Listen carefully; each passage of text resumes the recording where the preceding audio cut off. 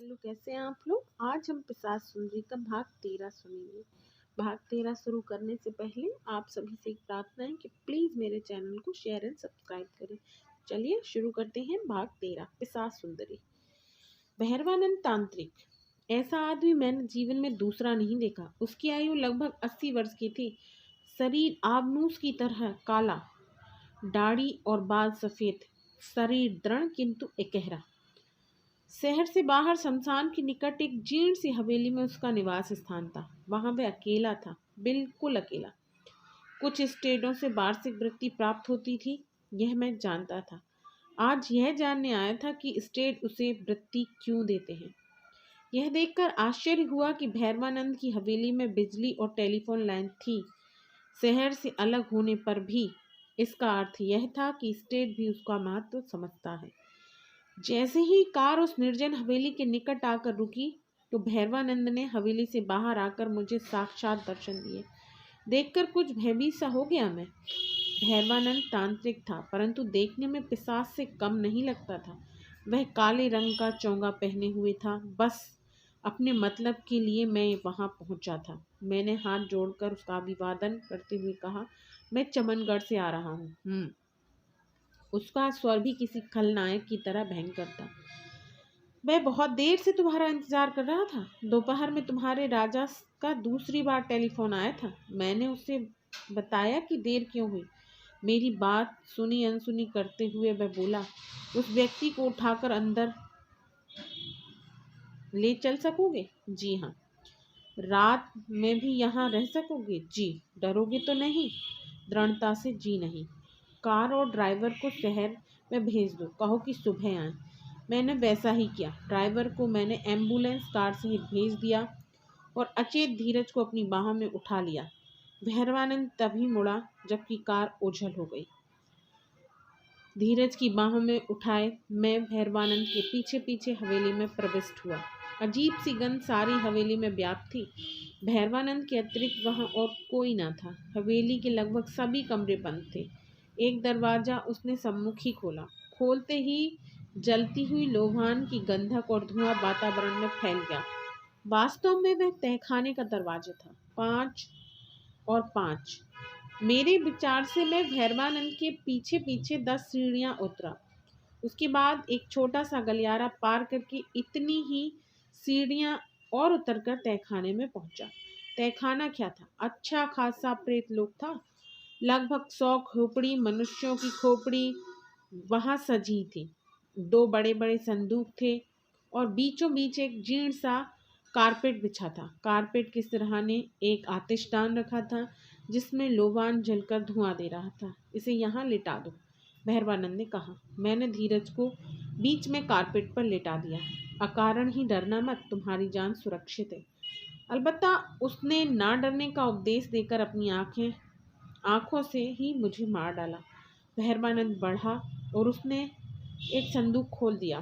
संदूक का खोलना ही था कि उसमें से हड्डियों का एक नरकंकाल अपने पांवों से उठाकर संदूक के बाहर आ गया। पांव से उठकर संदूक के बाहर आ गया। संपूर्ण नरकंकाल, केवल हड्डियों का ढांचा। परंतु आश्चर्य की बात थी कि आंखों का स्थान रिक्त नहीं था। आंखों के स्थान पर कोई ऐसी चीज चमक रही थी जिसे कम से कम आंख नहीं कहा जा सकता। भैरवानंद ने कुछ पदार्थ और लोभान आतिशदान में डाल दिए। धुएं से सारा तहखाना भर गया। हाथ को हाथ नहीं सुझाई दे रहा था। मेरा दम घुटने लगा।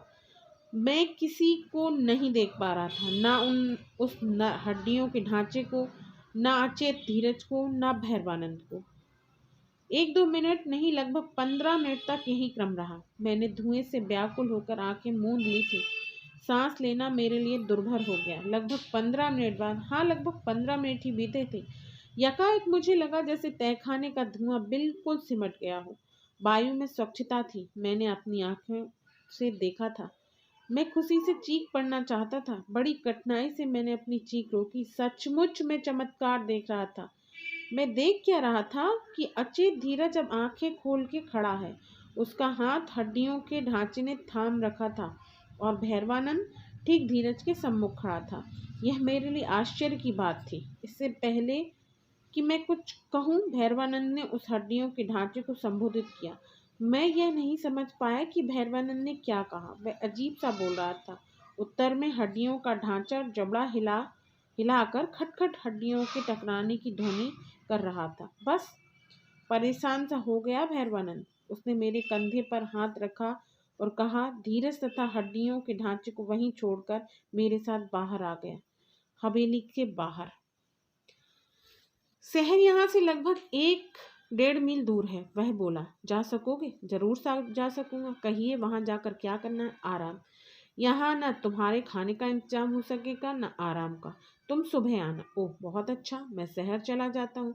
क्या आप मेरी एक छोटी सी विनती मान सकते हैं? आश्चर्य यह था कि जो मैं कहना चाहता था वह बिना सुने ही भैरवानंद ने जान लिया। सिर हिलाते उसने कहा, तुम समझते हो कि वह होश में आ गया? नहीं, ऐसा नहीं हुआ है। सिर्फ इतना हुआ है कि उसकी नींद टूट गई है। वह जाग गया है, लेकिन उसकी स्मृति नहीं जागी है। यानी वह नहीं जागा है, उसकी लाश जागी है। बस।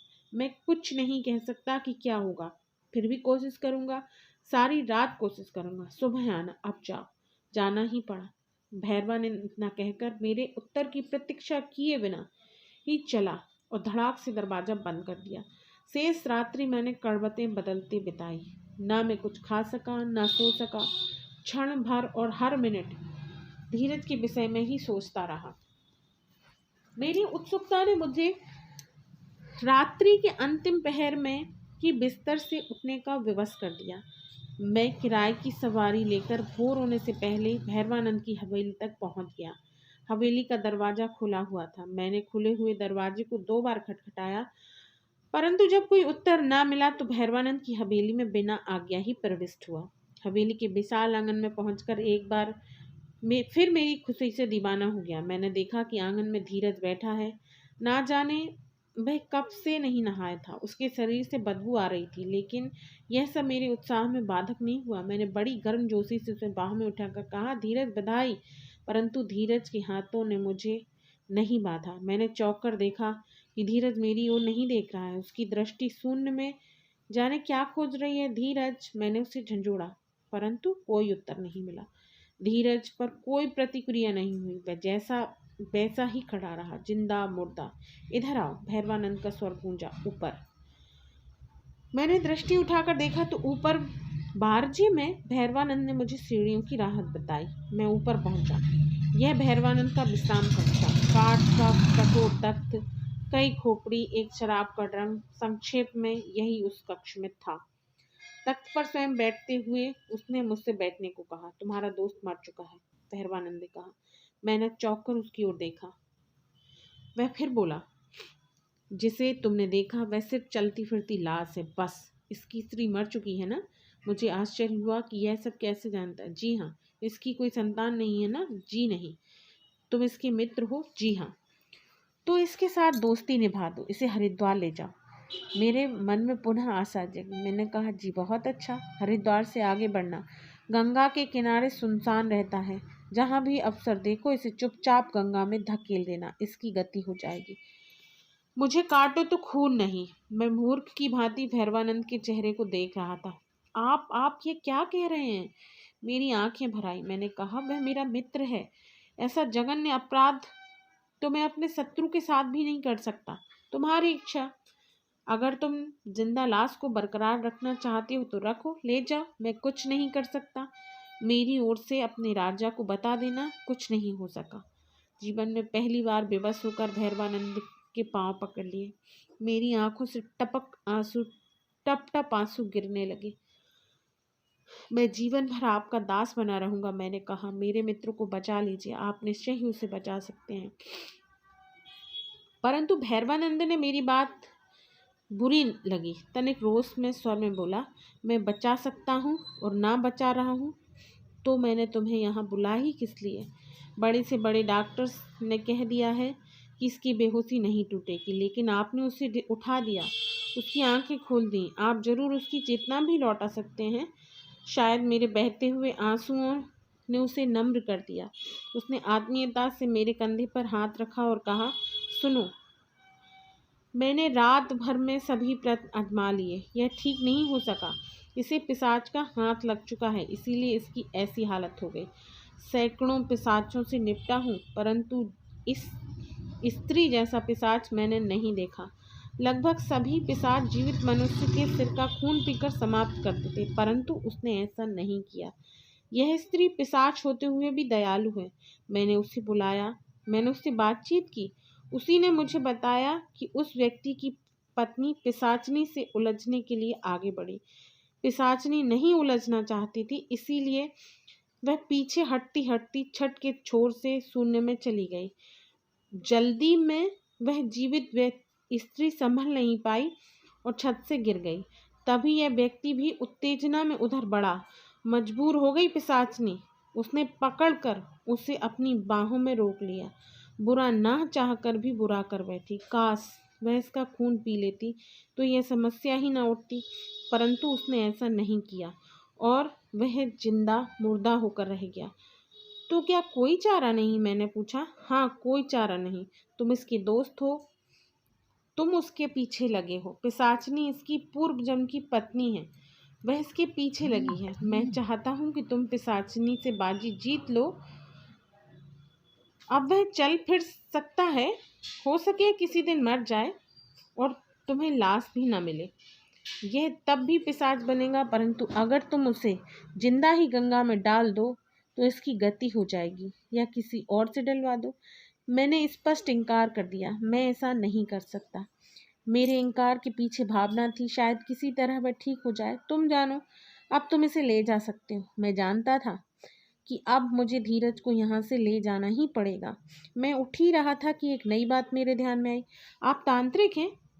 कुछ और कहना चाहते हो? जी हाँ। पिशाच को आप बस में कर सकते हैं? कर सकता हूँ। पिशाच को आप नष्ट भी कर सकते हैं? शायद कर सकता हूँ। क्या आप इतनी कृपा नहीं कर सकते कि पिशाच सुंदरी को नष्ट कर दे? भैरवानंद को मेरा सुझाव अच्छा नहीं लगा। मैं उसे क्यों नष्ट कर दूं? उन्होंने पूछा। इसीलिए कि उसने मेरे मित्र को नष्ट किया है। तांत्रिक की भवें तन गई। वह तुम्हें भी नष्ट कर सकती है। बात ही ऐसी की है, मैं कांप गया। मूर्ख लड़के, तुम्हें भी नष्ट कर सकती है वह।